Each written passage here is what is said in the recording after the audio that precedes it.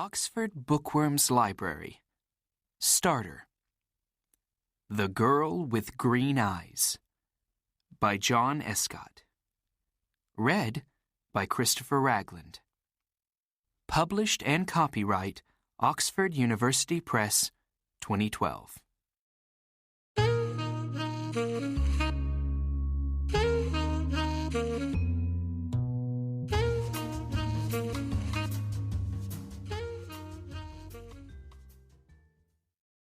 The Girl with Green Eyes.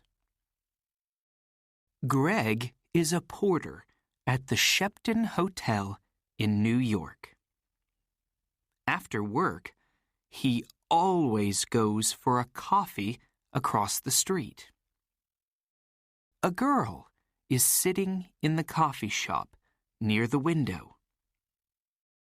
"It's her again," thinks Greg.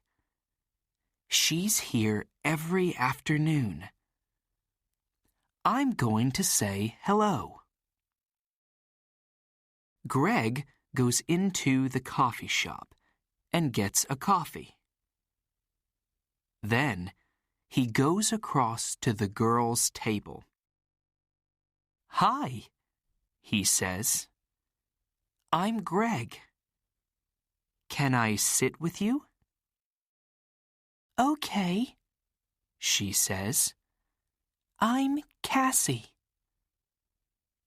"I come here for a coffee every day after work," says Greg. "I'm a porter at the Shepton Hotel." He smiles. "You have beautiful green eyes." "Have I?" she says. She doesn't smile. "Is something wrong, Cassie?" he asks. "You don't look very happy." It's nothing," she says. "Tell me," says Greg. "Maybe I can help." "Well," she begins. "Go on," says Greg. "My stepfather is staying at the Shepton Hotel," she says. "He has my sketchbooks. I'm an artist. When I ask him to give them to me, he says, 'No, I want you to come back home to Boston.' But I don't want to go back to Boston. He's not nice." "How long is he going to be at the hotel?" asks Greg. 2 more days, says Cassie. "He's in room 724. "Maybe I can get the sketchbooks for you," says Greg. "Maybe I can get into his room." "Can you?" she says. "Meet me here tomorrow afternoon at 4:30, says Greg. "Okay. Thank you," says Cassie. "Thank you very much." She looks at her watch. "I've got to go now. See you tomorrow." When Cassie gets back to her hotel room, she makes a telephone call. "Hello?" she says. "It's me. It's okay. The boy's going to do it." "Yes, I'm going to get them from him tomorrow afternoon." "Okay, I can meet you there the morning after, at 10 a.m. Don't forget to bring the money, $2,000. Next morning, Greg arrives at work early. He goes to find room 724. I have to wait for Cassie's stepfather to go out, he thinks. I don't know his name, but it doesn't matter. Greg watches the door of room 724. He sees the girl come to clean the rooms. Some minutes later, a man comes out of room 724. That must be Cassie's stepfather, thinks Greg. He waits for the man to leave and for the cleaning girl to go into room 724. I need to look in the room, he thinks. Greg waits for the girl to leave the bedroom. Then he goes into the room and begins to look for the sketchbooks. I must be quick, he thinks. Where are they? Suddenly, Greg sees the sketchbooks by the bed. Got them, he thinks. He begins to look at the pictures. Wow! Cassie is a great artist. These are good. Greg is leaving the room when he hears the cleaning girl call out to him. Hey, she says, what are you doing? Come back. Greg does not stop. Greg finishes work that afternoon and leaves the hotel through a door in the next street. When he gets near the front of the hotel, he sees the man from room 724. That's him again, thinks Greg. That's Cassie's stepfather. Greg waits for the man to go into the hotel. Then he goes to the coffee shop. Cassie is at the same table in the coffee shop. Greg gets a coffee and goes to sit with her. I have them, he says, and he puts the sketchbooks on the table. That's great, says Cassie. How can I thank you, Greg? You can meet me later, he says, after I go home and change out of my porter's uniform. I'm sorry, Greg, says Cassie. I can't tonight. Maybe tomorrow night. Okay, says Greg. Tomorrow night. We can get something to eat first. Yes, okay, says Cassie.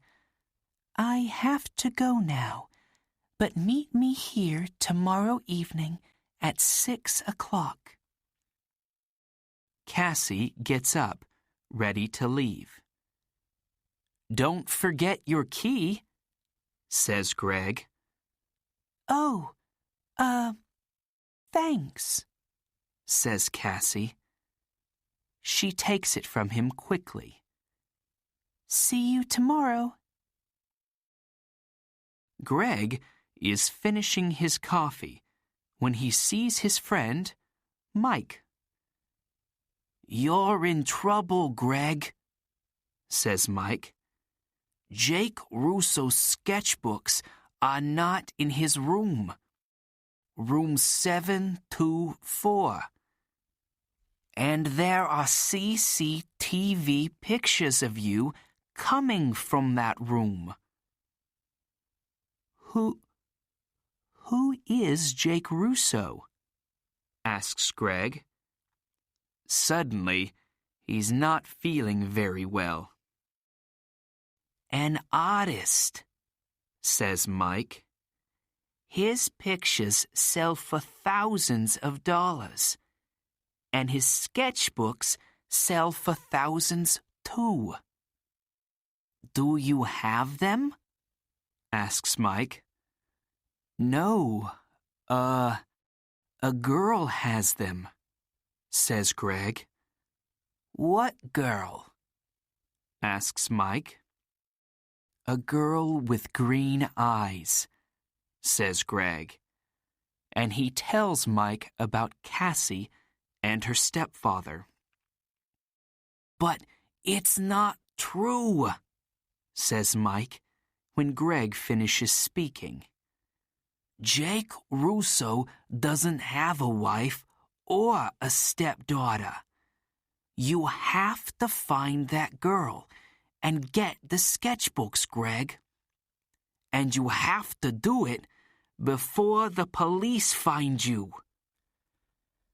Greg walks home to his one-room apartment. How am I going to find her? He thinks. She has Jake Russo's sketchbooks now, so she's not going to meet me again. Is she going to sell them for a lot of money? There is a police car in the street, next to Greg's apartment. Oh no, he thinks. They're waiting for me. I can't get into my apartment now. That night, Greg sleeps on a train in the subway. But early the next morning, "Hey, you," says a man. He's the subway cleaner. "Get up. You can't sleep here all day." Sorry, says Greg.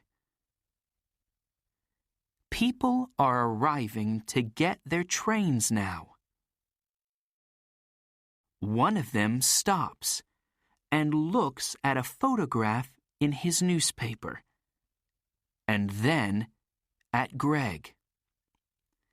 It's him, thinks the man.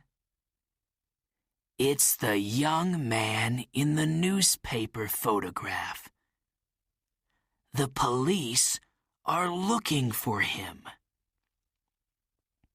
Suddenly, Greg sees the man looking at him. And he sees his picture on the front of the man's newspaper.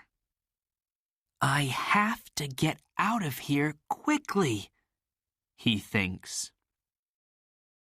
The man with the newspaper finds a policeman. It's him, he tells the policeman. The hotel porter. Hey, you, the policeman calls to Greg. Greg runs. Stop, calls the policeman. Greg doesn't stop. I have to get out of this uniform, thinks Greg. People know I'm the porter. Maybe Mike can give me something different to wear.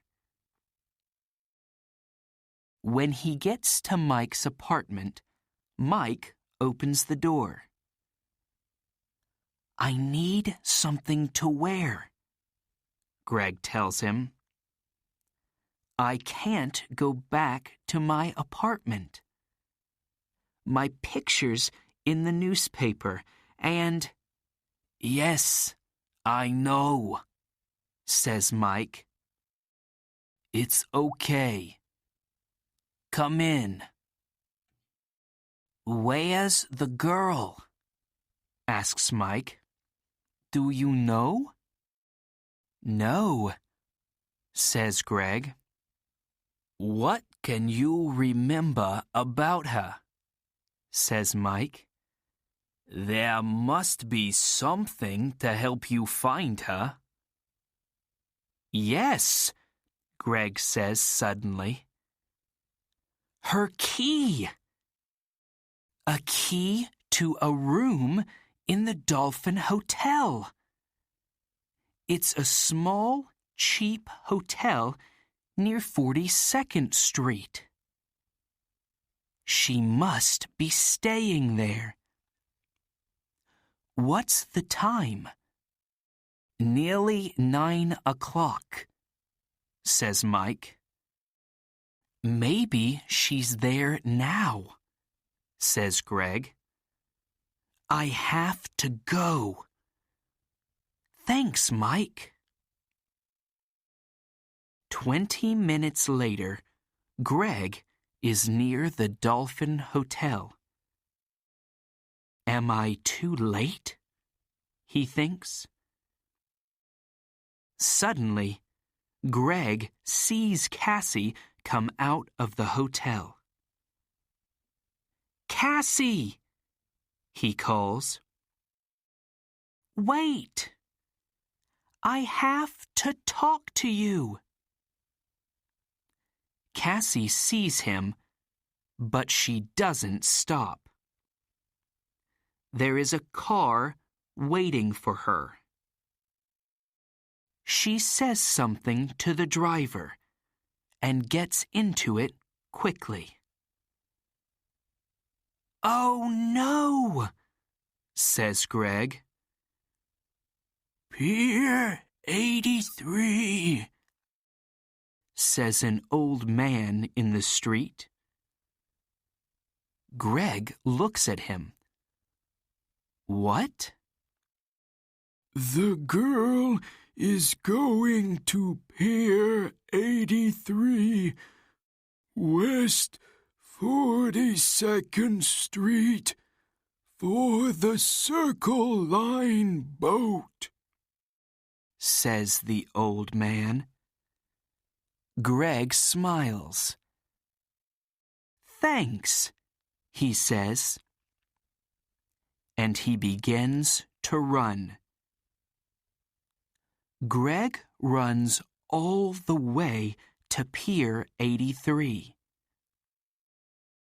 People are getting on to the boat, and he gets a ticket. On the boat, Greg looks for Cassie. But a woman with a newspaper is looking at him. "It's the young man in the picture," she tells the man with her. "Call the police, Eddie."